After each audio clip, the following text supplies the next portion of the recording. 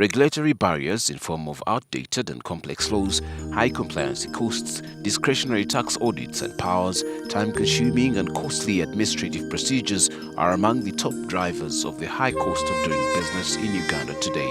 We could say, for example, one institution, if you took, for example, a hotel would require a liquor license, would require this, would require a bar license, would require so many licenses. And it is all one institution that you're expecting management of Serena Hotel or management of Sheraton Hotel to go out to Kampala City Council, first apply for this license, then go back, apply for another one, wait for a number of days and so on.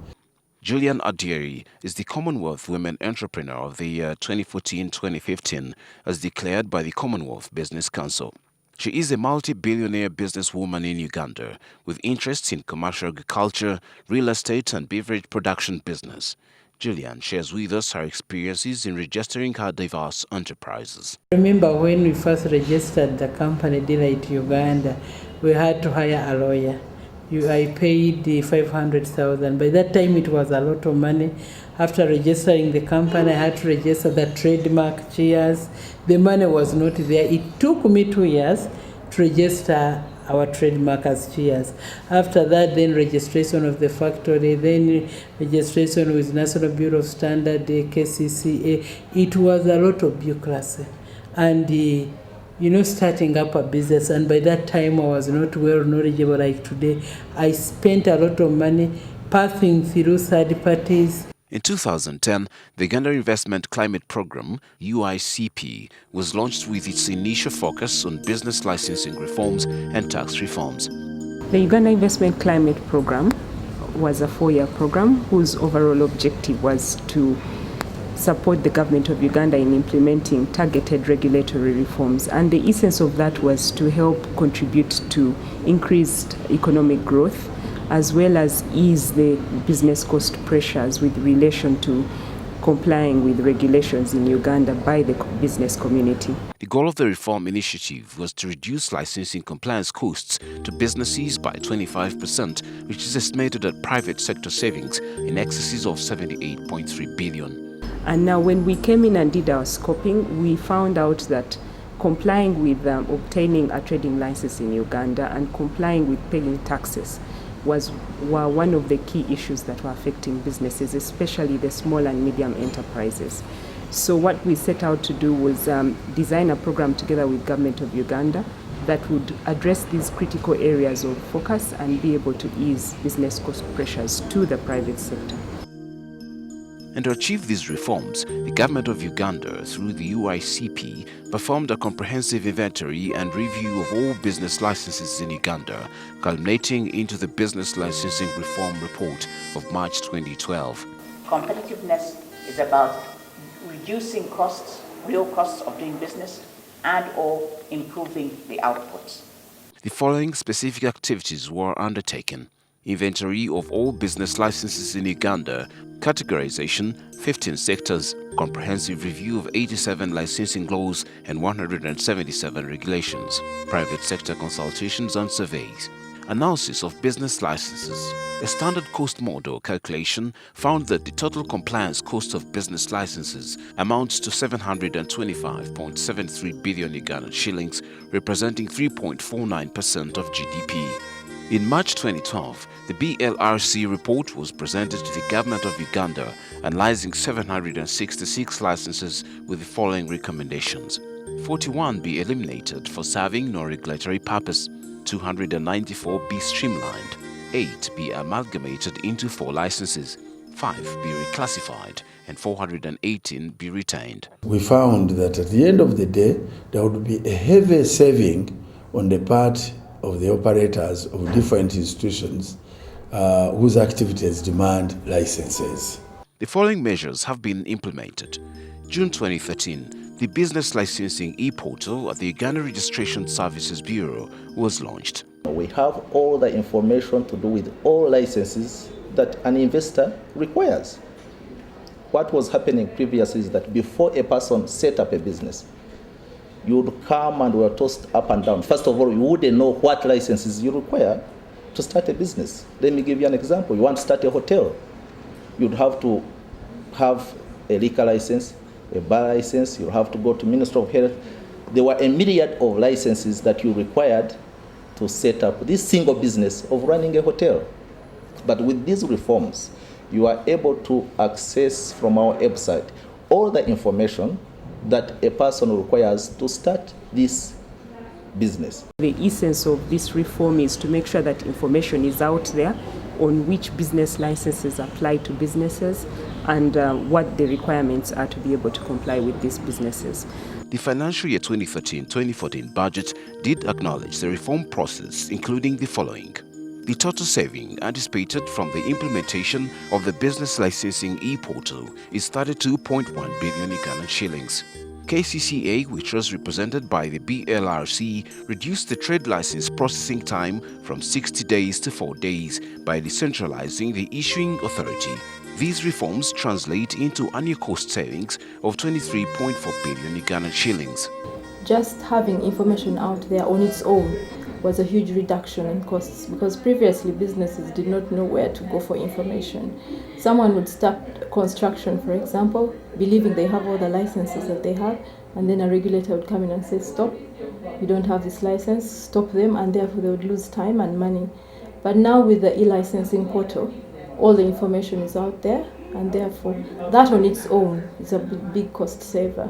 All businesses had their views represented, and we agreed that this is going to take us a very, very long way in removing the unnecessary logistics. Let us pray that all the recommendations we put are put into practice. Burdensome regulation creates room for rent, seeking an unnecessary additional business costs that inevitably minimize investment and revenue growth, as well as the ability to increase employment.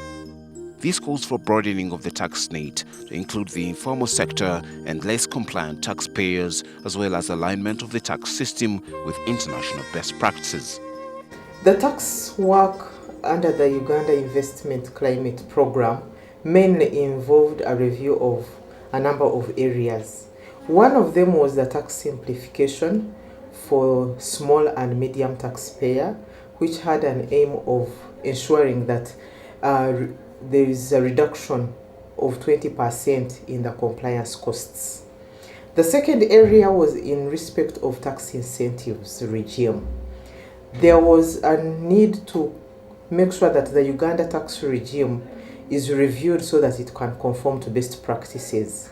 And then the third area was in terms of tax dispute, whereby there was a need to look at the tax appeals procedure so that the disputes take less time in terms of resolution by the government. Furthermore, simplification of requirements, reduction of discretionary powers, elimination of redundant procedures, promoting information sharing, and reduction and better coordination of inspections remain key in contributing to the improvement of the regulatory environment for businesses to thrive.